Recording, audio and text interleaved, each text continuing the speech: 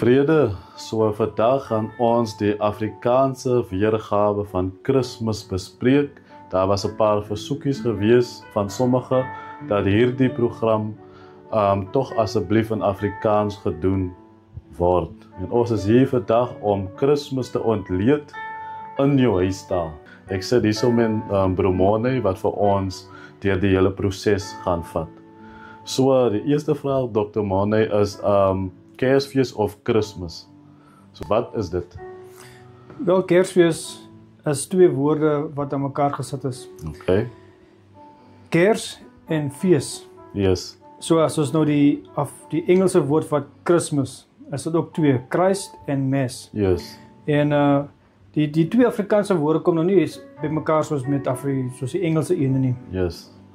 Maar Christ en Mass gaan dus nou oor Christus, en Mass gaan nou basies oor 'n fees wat die Roman Catholic Kerk vier, waar hulle die nagmaal gebruik, wanneer hulle nou die broodjie oplig. Yes. Dan glo hulle nou dat hulle vir God of vir Jesus uit die hemel uitbring, en letterlik word Jesus dan nou daai broodjie. Yes. En dan kruisig hulle hom deur die broodjie te breek. Okay. So dit is waar Kersfees vandaan kom. Mass is eintlik 'n verkort weergawe van Mass. Christmas is nou M-A-S. Yes. So die ene wat die Roman Catholic Kerk vier is mos nou M-A-S-S. Maar Kersfees, die woord Kersfees in Afrikaans is basies Christ, wat afkomstig is van Nederlands. Afrikaans is van Nederlands, Nederduits. Yes.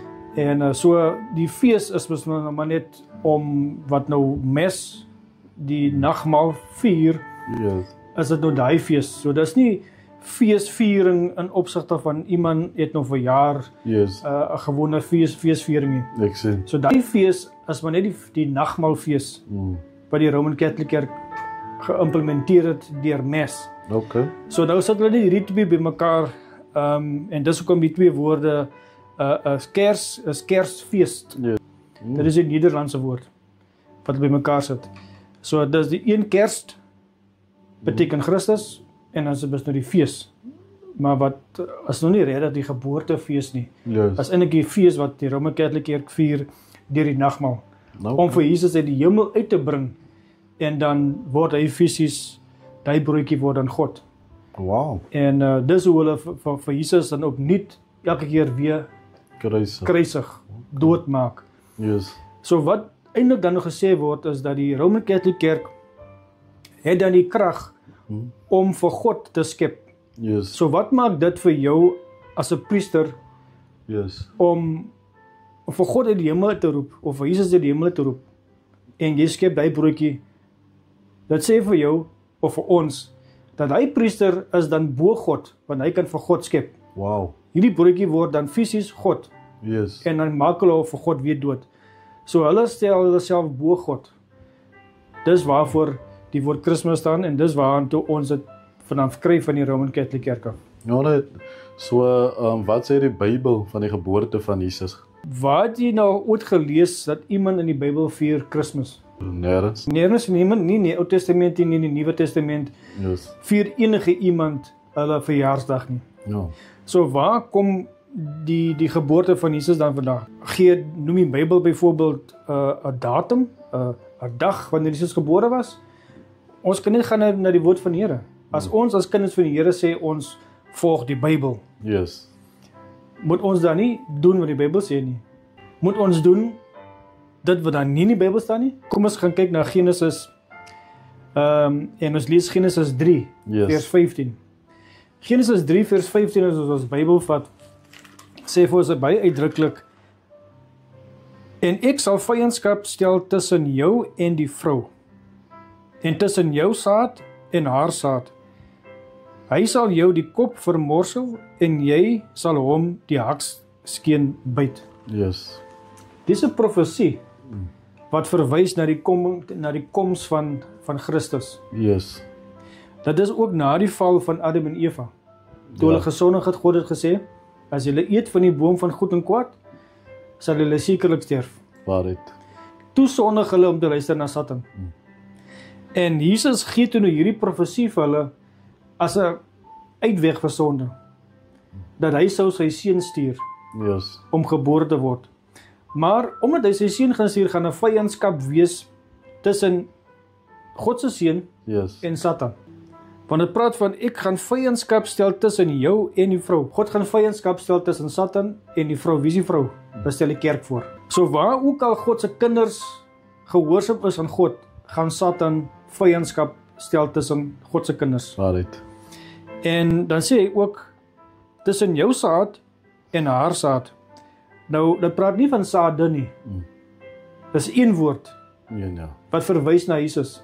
Maar dit praat ook van jou saad en haar saad, so dis twee. Die een saad stel Christus voor en die ander saad stel die seun van Satan voor. Ja. Ek dink baie mense is nie bewus van dat Satan ook 'n seun het nie. Is nie 'n seun in vorm van soos wat God 'n seun het nie. Satan het ook vir hom 'n mens God aangestel wat sy verteenwoordiger is Yes. op aarde, wat ook sê dat hy is God se teenwoordiger op aarde. So ons praat dan nou van Jesus as die saad, ons praat van Satan as 'n saad en hy praat van hy sal sy kop vermorsel. Jesus sal Satan se kop vermorsel, maar dit sê Satan sal die hakskeen van Jesus Yes. bykom. So dit is die eerste profesie van waar dit praat van die geboorte van Jesus, waar die Messias sou inkom. En dan kyk ons na die volgende skrif in Daniël 9. As ons lees Daniël 9 van vers 24, praat dit van 70 7-talle. Yes. Nou dis 'n diep studie, Yes. maar ons viewers kan gaan kyk en self lees in Daniël 9 vers 24 tot by 27. Yes. Dat gee tydperke. Dat gee byvoorbeeld 70 maal 7 wat vir ons 490 jaar gee.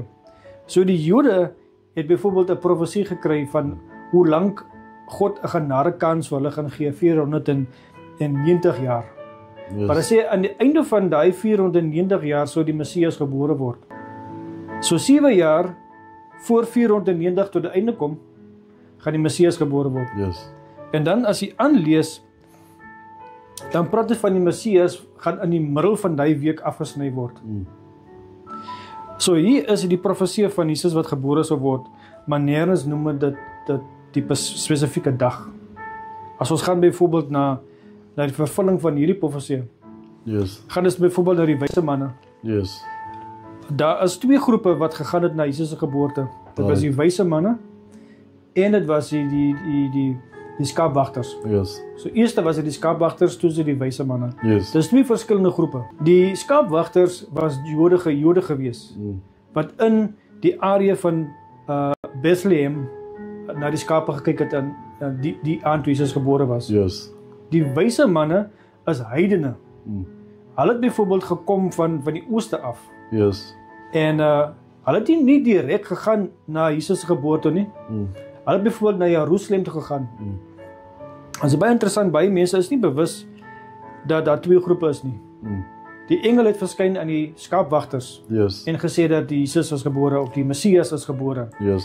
En as teken sou hulle hom vind in die kruit waar hy gebore was. Right. Ja, en dan is dit dus nou die ander groep, die wyse manne. Hulle het weer die ster gesien Ja. van Dawid. En vir hulle was dit 'n teken van die geboorte van die Messias. Ja. Daai ster het nie vir hulle direk gelei na Bethlehem toe nie. Maar waartoe? Reguit na Jerusalem, waar Yes. Jesus nie was nie. Yes. Hoekom reguit na Jerusalem toe? Want God wou hê dat die Jode moes wakker skrik. Yes. Die Jode, as hulle die profesie gebestudeer het, sou hulle geweet het dat die Messias is nou tyd vir die Messias om gebore te word. Yes. Maar hulle was vas in die slaap, Yes. soos wat ons Christene vandag vas in die slaap is. En toe vat die ster vir hulle na Jerusalem, na Herodes, en hulle vra toe nou vir mamma, waar is die Messias wat gebore sal word? Ons het sy ster gesien. Toe roep Herodes nou die Joodse leiers en sê, hoor jong, wat gaan nie aan? Ondersoek 'n bietjie die skrifte vir my en sê vir my, waar gaan die Messias gebore word? Ja. Hulle ondersoek die skrifte, maar hulle is baie kwaad. Want hoe is dit moontlik dat God heidene gebruik Ja. om dit bekend te maak? Wow. En hulle kom terug na die koning en hulle maak bekend aan die koning dat die Messias sou in Bethlehem gebore word. Maar hulle self gaan nie soontoe nie. Want hulle is ontstel. Want God moet aan hulle bekend maak, nie aan heidene nie. Wat doen die koning Herodes? Hy gaan stilletjies na die wyse man, hy sê vir hulle, hoorie, gaan doen 'n bietjie ondersoek. En sê vir my, vind uit waar is hy spesifiek. Ja. Kom hulle terug, en ek ook vir hom kan aanbid. Ja. Wat was sy motiewe gewees? Om doodmaak moes. Wil hom doodgemaak het. Ja. En dis hoekom die Here aan hulle verskyn het, of 'n engel verskyn en sê, hoorie, moenie weer dieselfde pad omgaan nie. Ja. So nêrens praat van 'n dag van die geboorte van Jesus nie. Ja. Dit gee nie vir ons enige klou daarvan nie. So dis wat die Bybel vir ons leer.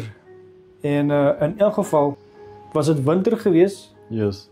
toe Jesus gebore word volgens ons geskiedenis Yes. of volgens ons gewoonte. Maar in werklikheid was dit nie Jesus geboorte in Desember nie, want in Jerusalem was dit winter gewees in Desember maand. En die skaapwagters het die skaapwagters nog ooit in 'n koue winter in die veld hulle skape opgepas nie. So dis hoe ons as Christene weet dat dit was nie Jesus se geboortedag nie, want Jesus was nie gebore in die winter nie, want die skaapwagters kyk nie na hulle skape in die winter nie. Wat sê die geskiedenis van die 25 Desember? Wel, as ons kyk na die geskiedenis, is Jesus nie die enigste persoon volgens ons gewoonte. Yes. Was hy nie die enigste persoon wat op die 25ste gebore was nie. Yes. Ek dink miskien ek weet nie of jy ken mense wat gebore is op die 25ste nie, maar ek het al gehoor van mense wat in ons tyd gebore is op die 25ste Desember. Yes. Yes. Maar nêrens het ons dit 'n vakansiedag gemaak. Wel, ons vier wel ons verjaarsdag, sommige van ons. Maar dit is nie 'n vakansiedag nie. Ja. Maar hoe Jesus se verjaarsdag dan 'n vakansiedag geword? Wel, as ons kyk na byvoorbeeld na Nimrod, die eerste persoon se seun, of wel eintlik was dit nie Nimrod se eie seun gewees nie, maar Nimrod was getroud gewees met Semiramis. Yes. Sy vrou se naam was Semiramis. Okay. En die Bybel sê dat Nimrod was 'n jagter, Yes. 'n groot jagter. So hy was nie regtig waar 'n songod soos wat baie van ons dink nie. Toe Semiramis of toe Nimrod doodgaan, toe het sy vrou swanger geword. En toe kom sy nou met die idee dat kom sy sê dat Nimrod is die son. En dis waar sonaanbidding hulle hom aanbid het as die son. Ja. En maar nou het die son het hy nog geïnkarneer deur haar, en dis hoe haar seun gebore was, Tammuz. Die Bybel noem van Tammuz dat selfs die kinders van God, die Israeliete, Yes. het gehuil agter die afgod of die god Tammuz. Ja. So dis waar ma en seun inkom. En Tammuz is gebore op die 25ste Desember. So daai is die eerste geval wat ons van weet. Nog 'n geval, kyk ons na die Kanaaniete. En ons weet dat God het baie die Israeliete gebestraf omdat hulle vir Baal aanbid het. Waarheid. Nou die god Baal was die god van die Kanaaniete. Yes. En so Baal het ook heel waarskynlik 'n vrou gehad en hulle noem dit Malkareth en Samas is die seun. So daar's daar weer ma en seun God. Yes. So in hierdie figure is die maans die koninginne. Hulle is die queens van die hemel, want die son is mos nou in die hemel. Yes. En die son word aanbid as hulle God. En dis nou waar die ma en die songod seun inkom. En dit is byvoorbeeld die Egiptenare. Yes. Egiptenare het ook geglo aan 'n ma-god en 'n seungod. Yes. Jy sal altyd sien die figure van die ma, 'n vroumens en 'n baba. Yes. Dit kom van hulle af ook. Dis Isis en Horus. Ek dink ons almal is bewus van Isis en Horus. Yes. Dis ma en seun. Kyk ons na Babylon. Babylon het ook 'n ma-god gehad, Shamesh en Tammuz. Dan kyk ons na die Persiese gelowe. Hulle het ook 'n ma en 'n seun, Mitra en Apollo. En dan kyk ons byvoorbeeld na die Romeine. Hulle het weer Venus en Cupid gehad. Wow. En ons dink Cupid is 'n oulike engeltjies, kal engeltjies, maar dit is almal heidense afgode wat in die kerke ingekom het. Yes. En ons het dit, of laat ek sê, vra, wie het dit dan nou ontvang as Christene? Kyk ons na die Roman Catholic Kerk. Die Romeine het gode gehad, soos byvoorbeeld die son, die songod. Hulle het nou byvoorbeeld vir Venus en vir Cupid gehad. En toe het die Romeinse kerk, die Roman Catholic Kerk, het dan nou daai geloof in die kerk ingebring. Yes. En het nie die name verander na Mary en Jesus. Wat het hulle alles in gemeen met mekaar? Wel, ons kan sien, al die heidense gelowe het figure soos 'n ma en 'n seun. Yes. So dit is 'n heidense geloof, en wat hulle nog in gemeen het, is dat hulle standbeelde, al hierdie verskillende nasies, soos die Kanaaniete, die Egiptenare, die Persiese, die Romeine, het almal standbeelde. En ons weet vir 'n feit dat dit 10 God se wet is om standbeelde op te rig. Waaruit? So nou, as dit teen God se wil is, 10 se 10 gebooies is om standbeelde op te rig. Dis 'n sonde. Dis 'n sonde, ja. Om standbeelde op te rig en voor hulle neer te buig. Waaruit? So as dit 'n sonde is, hoekom het die Christenkerk, die Roman Catholic Kerk, soveel standbeelde in hulle kerke, in hulle land? Hulle het 'n afbeeld vir elke persoon wat hulle glo is heilig. Wow. En dis hoekom Mary standbeelde is, dis hoekom Jesus standbeelde is. So dis hoekom ons nie kan glo aan Kersfees nie, aan die geboorte van Jesus nie, want eerstens gee die Bybel nie vir ons indikasie wat se dag hy gebore was nie. Ja. En tweedens, God meng nie heilige dinge met onheilige dinge nie. Ja.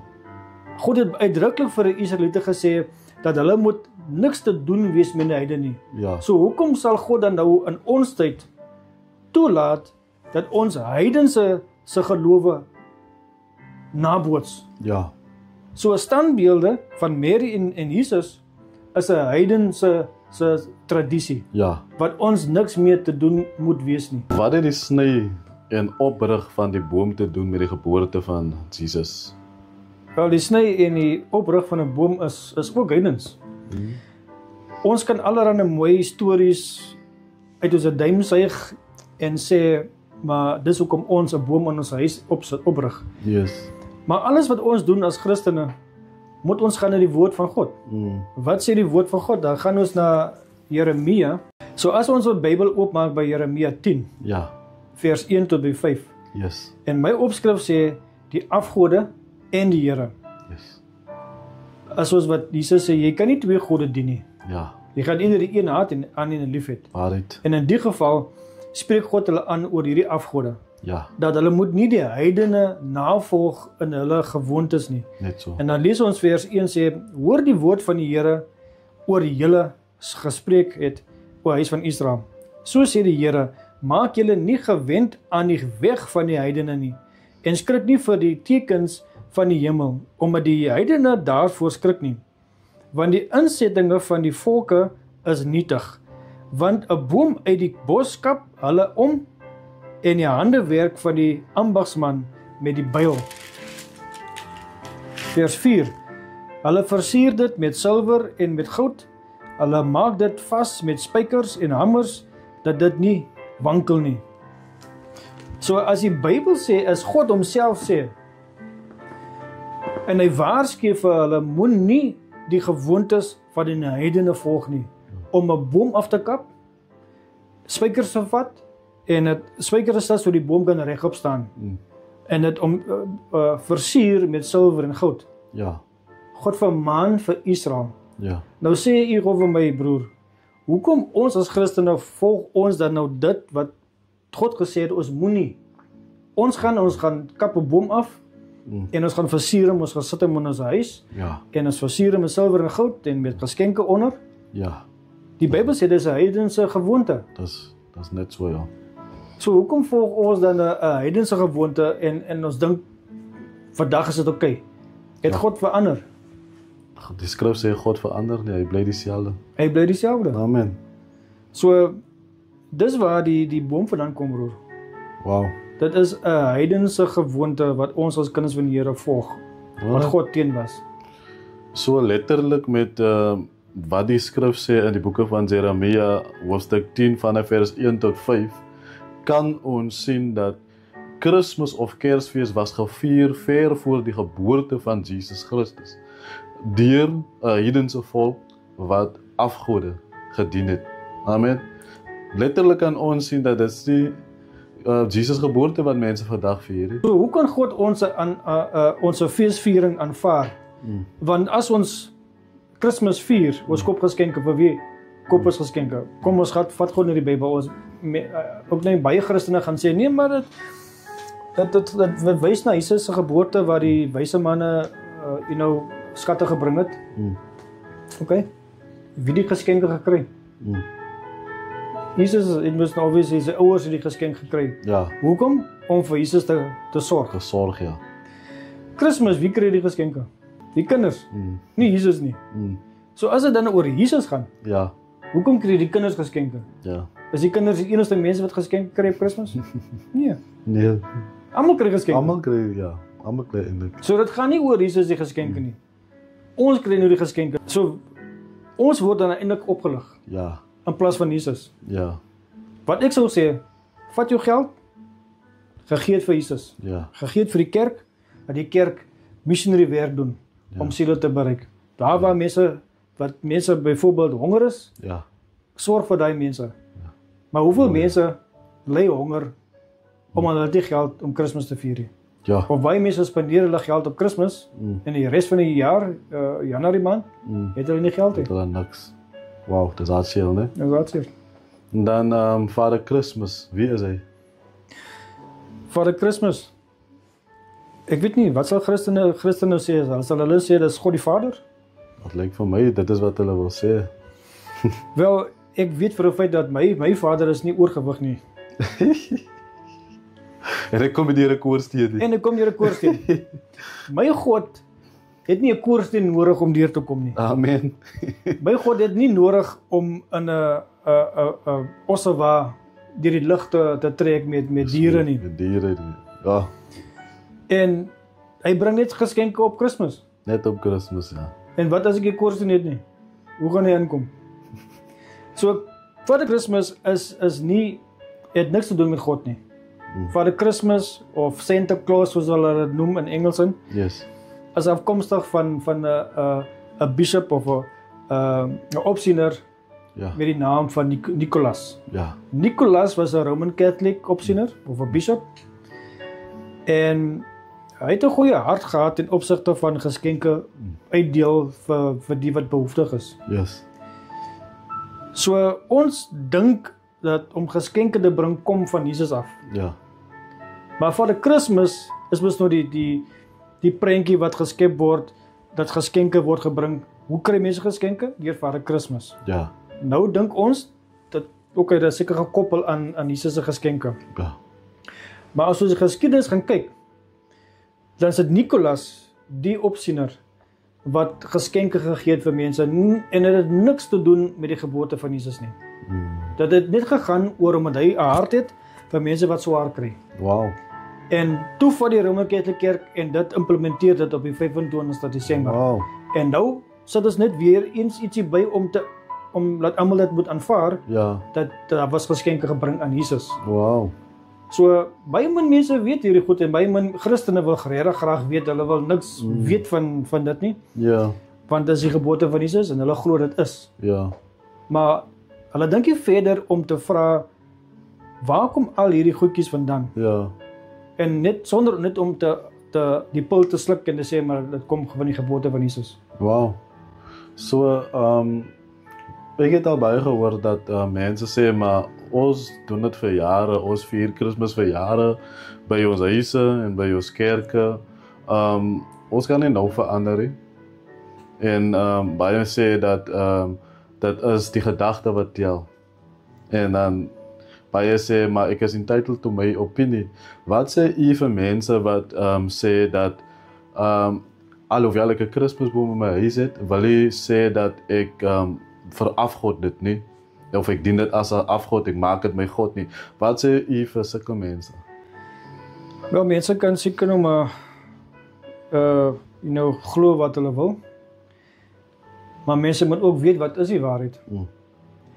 Want ek kan u verjaarsdag vier nie op u verjaarsdag nie en ek besluit nou, luister, vir Edrey se verjaarsdag wil ek nou op die 1 Januarie vier. En elke 1 Januarie maand vier ek u verjaarsdag. En ek vergeet van die eie verjaarsdag. Hoe sal u nou daarvoor voel? Nou, ons weet natuurlik nou nie dat, as ek sê, ons weet natuurlik 25ste is nie, maar sommige mense glo nou dit is. Wat sê mense nou vir so 'n persoon? Wel, as jy al die heidense se afgoderry verwyder van Kersfees af, Ja. dan op einde van die dag moet jy Jesus se verjaarsdag ook uitvee. Ja. Want nêrens het Jesus vir ons opdrag gegee dat ons met sy verjaarsdag vier nie. Ja. Maar kom ons sê jy wil dit nou vier. Hoekom moet dit op die 25ste wees? Wow. As al die bewyse wys dat dit is 'n heidense dag Ja. van heidense gode wat gebore was. So al die bewyse voor u lê, hoekom wil jy nog steeds dit vier? En hoeveel Christene of nie Christene vier ook vir Kersfees met alkohol en losbandigheid? So wat se gees bestuur vir Kersfees of Kersfees? Want ons praat nou van 'n gees. Ja. Is dit God se gees? Dit is nie God se gees. Want die wêreld vergooi hulle in Ja. alkohol en Ja. losbandigheid. Waarheid. Selfs Christene. Ja. En dan sê hulle dit is die gebode van Jesus wat hulle gebruik om losbandig te wees. Waarheid. So daar het julle dit in julle eie taal. Ek dink niemand kon dit beter kry nie. As wedergebore kinders van God is ons geroep om te lewe volgens God se skrif. En Jesus sê dis nie hulle wat vir my sê Here, Here wat ingaan nie, maar dis hulle wat die wil doen van my Vader wat in die hemele is. Ek dink die apostel Jakobus bemoedig ons ook so mooi. Hy sê die geloof sonder die werk is dood. As ons meen dat ons glo in God, dan behoort ons die werke ook daarby te voeg. Werke in die sin van doen wat die skrif sê. En die skrif sê nie ons moet Kersfees vier nie. Die skrif sê nie ons moet die geboorte van Christus vier nie. En hier het julle dit vandag gehoor. Ek hoop dat dit sal baie mense se harte en se gedagte verander rondom Kersfees. Wat dankie vir ons broer Monne sê. En dankie vir julle mooi gekyk het en geluister het. Ons sal nog daar soos die in die toekoms aanpak. Valentynsdag, Easter, Moedersdag, Vadersdag. En al die ander dae wat die skrif nie van praat nie, sal ons ook aanpak. So as jy meer van hierdie content wil sien, dan moet jy vir ons follow. En jy moet daarom 'n comment los. So moet nou nie vir ons in die donker te laat nie. Dankie, die Here seën. Dankie.